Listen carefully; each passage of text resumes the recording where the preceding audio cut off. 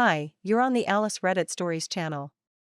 Subscribe to my channel as well as to my Facebook, the link is in the description. Enjoy watching. We've been together for 5 years. We discussed marriage and children. I've learned to chat in his language after he paid for me to take classes. He's introduced me to all of his family with the intention of marrying, which is a big deal in his culture. I knew that before me, he had been a different girl a week kind of guy, and 1.5 years into our relationship, he admitted he cheated twice really early on because he hadn't expected us becoming a permanent thing, but his feelings changed. He said he told me because he wanted a future with me, apparently, and wanted, to be honest, a clean start. I took it really badly. I was utterly destroyed, like a ghost of my usual self. We broke up for 6 months, but I forgave him and we got back together.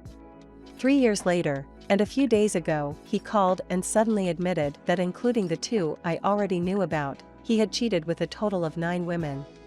What feels worse is these weren't spur-of-the-moment one-night stands while drunk, but he deliberately followed them and contacted them on Instagram, and with some, went on 2 to 3 dates before dumping them. He said he did this once or twice a year. I didn't like him following random girls and asked him to unfriend them, but he said he never spoke to them and it was just to get his follower number up. He would leave his phone around me, never hid it, and I know his passcode, so I thought he was trustworthy. The one that really hurts is when he met a girl and had sex in her hotel. Then 2 weeks after my birthday, he drove to Europe for a night. It was just after the pandemic lifted and I thought he just wanted to experience one night of solo travel. He and I had been on holiday Ryder a few months before, so naive, I know. He posted that he was driving along a road and I saw that it was near a town that a girl from his Insta lives in. I had seen her Insta profile on his followers list. I think subconsciously I put it together but didn't admit it to myself. He came home the next day and came straight to me and slept with me. The day after he slept with someone else. He put so much effort into cheating when I live an hour away from him. I can even see in our texts the time span in which he must have been on a date and in her bed. He probably texted me "good night" from her bed. I think I'm still in shock because I completely trusted him after the initial issue, which I saw as a temporary lapse due to old habits, and his subsequent behavior, language learning, family introductions, talking about marriage and children, etc., told me he was loyal and in this for the long term. He's told me contradictory things since then. On one hand, he said he'll constantly share his location with me from now on, that he's truly remorseful and doesn't want to lose me, that he'll become more religious and improve. But when I asked if he would delete Instagram for me, he said no because I should be able to trust him. And then on the other hand, he said he's a terrible person, agreed, and wants to be friends because he doesn't want to lose me, but the relationship is too messed up because of his decisions. Then he goes back to saying he'll change and so on. He said I should feel special and loved because he treated me well and always returned to me because I'm special. I just feel stupid, humiliated and used. This isn't an accident. This is a repeated pattern and my gut tells me nothing can change him and nothing can save this relationship even though I still love him. We are going to have a talk later and I wonder if I should just say I'm done and block him, or should I lay out my terms such as delete Insta, attend therapy, shared location, etc. I know that if he wanted to commit properly, he would, but 5 years is a long time to throw away, and if he becomes the person he describes wanting to become, that would be great.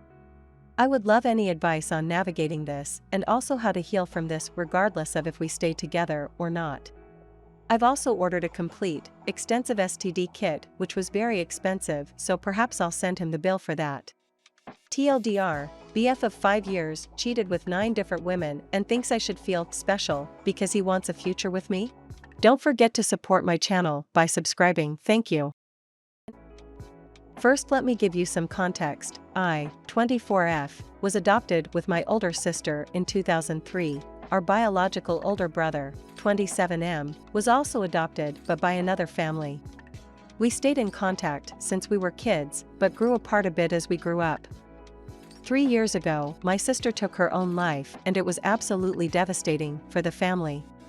I moved to the UK about a year and a half before it all happened and was really struggling financially. My brother helped me so much. He paid my rent a few times until I sorted myself out. He never asked to get the money back, which I appreciated a lot. He recently reached out as things didn't go to plan for him and asked if he could stay with me. I asked my 25M boyfriend of 3.5 years and he said no, as I was still getting my finances in order and couldn't support someone else. I told him I wouldn't need to support my brother financially, he only needed a roof over his head until he could find and start work. He said no. I was living at my work 4 nights a week and there was a spare room, so I said okay, I will put him up in the spare room at work. A week later I got fired. I never thought in a million years that this would happen. My boss was an absolutely awful person, but that's for another post. On my way to pick up my brother, I didn't feel comfortable leaving him at my now old place of work where my boss lived. I didn't know what to do, so I thought he can stay in our spare room until we sort something out. We got back home early this morning after a 9-hour drive, 18-hour drive for me. My boyfriend has not spoken to me since. I tried to speak to him tonight, but he just wouldn't listen, saying that I have again made a decision without him regardless of what he said. My boyfriend said, "You barely know this guy yourself. He didn't even tell you when he left the country and came back that he didn't want to listen to my excuses, he just didn't want to hear it." He asked me to leave the room as he was getting very angry. I left. I decided to send him a message as I didn't know what else to do. Here is the message. "I'm very sorry this has happened. I was honestly going to put him up in the farmhouse at work and was just gonna help him out with lifts and stuff. I never in a million years thought I would get fired after driving down yesterday. I did a lot of thinking and didn't feel comfortable him staying there living where my boss lives, seeing her every day. We spent the whole day getting everything sorted for him, applying for jobs. An IN is sent by post. We should receive it in the next week. He said himself he would rather have his own space and feels bad for being here, but he really was running out of options. If he doesn't find a job in 2 weeks, he said he would go back to France. I would really like it if you would try to get to know him. My sister practically begged me to go see her, even offered to pay for my flights, and I refused. A week later, she was dead. I always wonder if things would have been different if I had just agreed and went, I know this has nothing to do with you and it's my issue, but I couldn't leave my brother behind. I was too scared it would be another repeat of last time. I told him I could not support him financially and he was not expecting me to. I thought it would be a great opportunity for us to bond more and for you to get to know the other part of my family. I hope you can understand and forgive me for this. I don't want to lose another family member. I don't want to lose you." He didn't reply. He came down with his headphones on to make a sandwich. I had made dinner, so gave him a tap on the shoulder as I gave him the plate of food. He grabbed it off me, didn't say thank you or take headphones off, continued to make his sandwich. I thought maybe if my brother came in to say hello it might open him up a bit. He barely looked at him, still didn't take his headphones off and continued doing what he was doing. My brother and I just stood there not knowing what to do. We eventually left the room. Still no word from my boyfriend. Don't forget to support my channel by subscribing. Thank you. Hi Reddit, I've been dealing with this problem for a while and it's really eating away at me. To preface, I have really bad trauma around lying. Like, every one of my past partners lied or cheated on me, so safe to say I cannot tolerate it from someone close to me. My husband knows how much it affects me, yet I feel that he still lies anyway to get out of conflicts. BTW, he also has ADHD and really bad rejection sensitive dysphoria. Anyway, there have been a few times where I just felt like his stories didn't add up, but he was very adamant that he was telling the truth. The biggest one that has been bothering me involves when he was applying for a new job. We've been struggling really badly ever since COVID hit and had to move back in with my parents in a new area so that we could have a new start with better jobs. My parents didn't mind, but we had to promise we'd try to apply and look for jobs. Fair enough, we agreed to that. My mom was telling my husband about a few places that were hiring, and he told her he'd look into them, but, knowing my husband, he would probably spend more time playing games than actually looking for jobs. I'm not saying he's completely lazy, but sometimes his priorities are a bit skewed. However, one night he told my mom he'd tried to put in an application to one of the places she mentioned, and he went upstairs to do it, I guess. A few days pass, and my mom asks if he had gotten around to putting in the application, and he casually goes, "Yeah, I did the other night." Something about his response just felt off to me, like he was lying. He's a person that would usually tell you after he's done something, so it was weird to me that he just didn't mention it for like a week until my mom brought it up. Another point to add, this situation has kinda come up before as well. When he and I tried looking for jobs in our hometown so that we could move out, he would always somehow mess up his online application, or it would say it was incomplete. He would always ask me for help doing them and even asked me to help him set up a new email, but whenever he tried to do these things himself, the emails would say, "You haven't completed this application," or he wouldn't hear back from them at all. This happened every time he did it on his own, so it just seemed suspicious to me. That isn't to say that he doesn't want to get a job. He would always say that he preferred walking into places to inquire about openings, and he has always gotten jobs this way, since that's the way his parents taught him, and what he was used to. We're from a very small, old-fashioned southern town. So it isn't like he didn't apply for anything, the online applications just never worked for him. Back to the current story, knowing how things went in the past, I asked him if he applied on the correct site, and asked if they asked for any specific information. He says he wasn't sure, and couldn't remember, so I suggested him finding the webpage so he could see if it was correct. He has accidentally put his information on fake sites before, so I was just worried. This is the part that really feels like he's lying. He said that he couldn't show me the site because his laptop won't turn on anymore.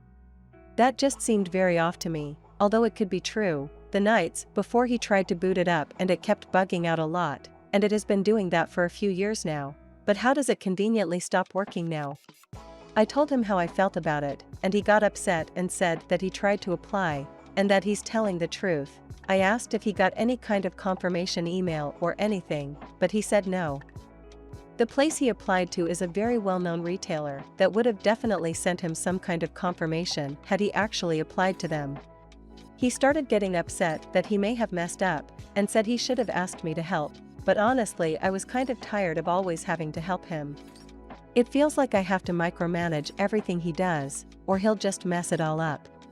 He continues to stick to this story even now, after I had to help walk him through applying on the actual site a few weeks later. He keeps saying he wouldn't lie about something like this, but honestly, a lot of his stories are so vague like this.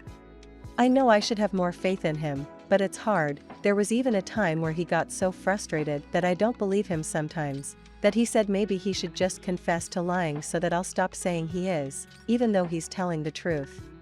It just keeps bothering me. I wish I knew if I could believe him or not.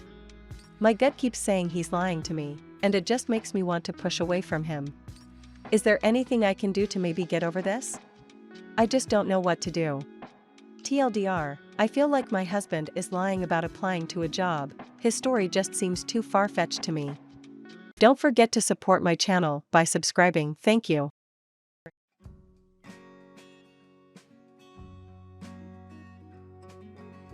This is my first time using Reddit and English is not my first language. When I, 22M, was for my dad, 42M, divorced my mom. About a year later, he introduced me to my stepmom, 42F. She had two twin girls, N and D, 22F. They married only a few months and went on to have 3 more kids, G, M, L, M, and S, F. My father adopted N and D because their bio father was not involved. IV always considered all 5 of them, N, D, G, L, and S, my siblings, and we never used step or half to refer to each other. When I was 6, shortly after G's birth, my mom passed away in a car accident, and because of it I started to live with my dad full-time. My relationship with my stepmom improved from there. She never adopted me, however she, along with my dad, kept my mom's memory alive by keeping in touch with my maternal grandparents and other relatives and visiting her grave with me on special days. I started calling her mom when I was around 7 or 8, and she refers to me as her eldest child. Me and the twins are the same age, but I was born first. After I turned 18, I started to work, but I continued to live with my parents. Last week, I was in the attic when I found a photo album that I have never seen before. I opened it and I saw several pictures of my dad, my stepmom and the twins when they were babies, which made no sense to me because, like I said, we were toddlers when our parents met. I decided to confront my parents about it. They were sit alone in the kitchen and asked them how they met. They told the same story, that soon after my dad's divorce he met my stepmom through a mutual friend.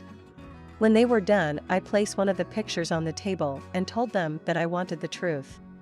I could tell by my dad's face, he understood what I meant. My dad told me that his marriage with my mom was going through a hard time because of my mom's infertility issues. One day he met my stepmom and things escalated quickly, and when he was ready to leave my mom she found it out that she was pregnant, but so did my stepmom at the same time. He lied to my mom several times so that he could spend time with my stepmom and Tay twins. One day he admitted to my mom that he was having an affair and they got divorced. I looked at my stepmom and she was in tears. Tay both tried to say sorry, but I just couldn't stay in that house any longer. I am currently staying at my GFS parents' house. I have talked to G, L, and S. It pained me a lot, and G has said that S has cried for me, and that just breaks my heart. I have refused to talk with my parents or to N and D.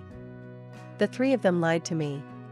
I feel like my life was built on lies, and I am lost. I do not know what to do. I still love my sisters and my parents, but they, especially my parents, have hurted me so much.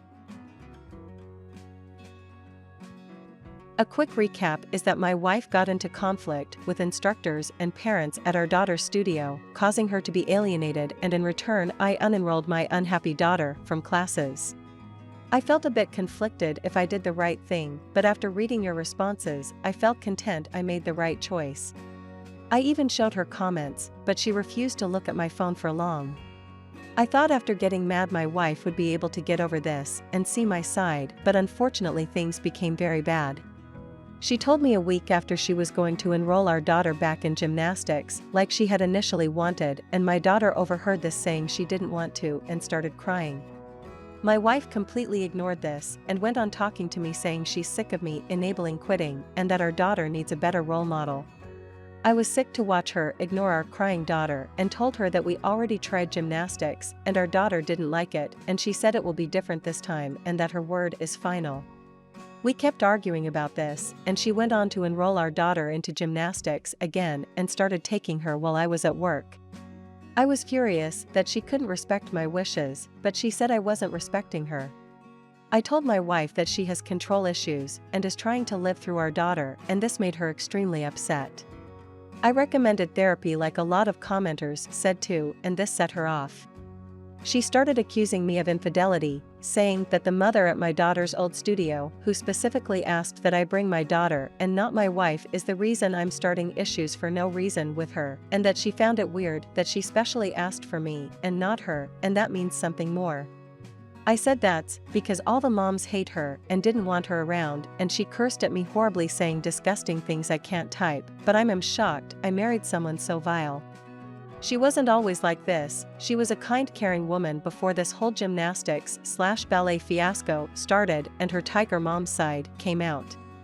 I know it's crazy, and I wish I could say different, but I'm seeing this heading towards divorce. We haven't slept in the same bed for 3 weeks, and she won't talk to me about anything other than the house, our daughter, and the dog. I'm embarrassed to tell anyone this, because I find it so bizarre and weird that so much conflict has stemmed from something as innocent as sports.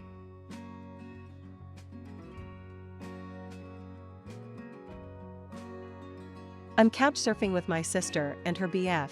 I work for him at the lakeside bar, trying to pay for college. My state is open, and while I'm not thrilled, I need both the job and my scored sofa accommodations to make it work. To give them their space, and myself a break from the doom scrolling, I take a run by the lake in the mornings. This lake is bomb-ass and draws scuba divers to the flooded town at the bottom. Today, I was in my own head running when a dark mass floated to the surface 40 feet away. I was on the craggy side of the lake and this dude looked dead. Dad. Facing away from me, his head was tipped back, eyes closed, bobbing like a fishing lure. No one else was around, so I thought he was quantum crazy out here scuba diving alone at the crack-ass of dawn, giving himself the bends or some nonsense.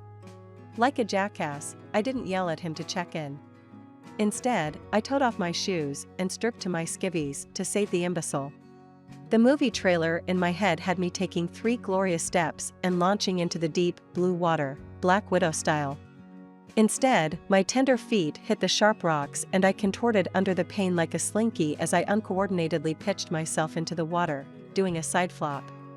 I was also wearing my contacts, so I swam hard in his direction with my eyes closed. When I opened them, he was dead-ass staring at me like I'd lost my ever-lovin' mind, so I blurted, "Are you okay?" He removed the regulator and incredulously said yes. My brain blue-screened while I tread water. The lake felt infinitely deep. Before I could terrify myself by hearing the Jaws theme song, I turned to nope the hell out of there, yelling over my shoulder, "I thought you needed saving," to explain my idiocy. As I pivoted, another dude cleared his throat from 30 feet away on the other side. I never heard a sound from him, so I freaked out, failing and belting an ear-wounding scream at him. Both asshats laughed as a few more heads surfaced around us. I was surrounded by divers, all wildly entertained by my ridiculous high-octane foo. After pointing to me and the beach, the merman that was my original target cautiously swam toward me after I nodded and escorted me to the shore. The beach was much further than I had anticipated, so I was trying to low-key breath, hiding my need to suck all of the O2 from the air. Also, the comedy of the situation consumed me and I started to giggle. Finally, I joked, "Dude, you are lucky you weren't actually dying, because it would have taken everything I have to drag your sorry ass this far." He chuckled before offering me a tow. "Hell, no. Not gonna happen. Even if I had to dog paddle, I wouldn't openly accept that defeat." He quietly mocked me the rest of the way to the shore. I'm a secret sap for it. They were cadets or recent graduates from a military college, here for the summer. They'd been training in pools and were doing some open water exercises. They had been out there at least part of the night. I'm sure I blew up whatever drill they were running. He's training for pre-dive school, and since I am an expert googler, I'm guessing that means combat diving.